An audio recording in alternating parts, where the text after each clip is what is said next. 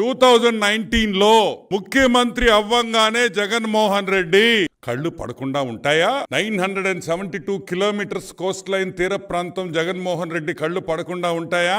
పడ్డాయి.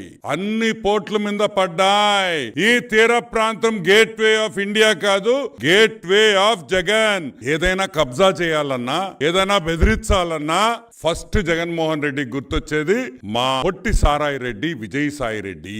Financial criminal. Jaganmohan రెడ్డికి పెద్ద బ్రోకర్ అయిన విజయసాయి రెడ్డి రంగంలోకి, మన హాఫ్ టికెట్ జగన్మోహన్ రెడ్డి ఈ పొట్టి సారాయి రెడ్డిని రంగంలోకి దింపాడు. ఎందుకు పొట్టి సారాయి రెడ్డిని ఒక్కడే దింపారు?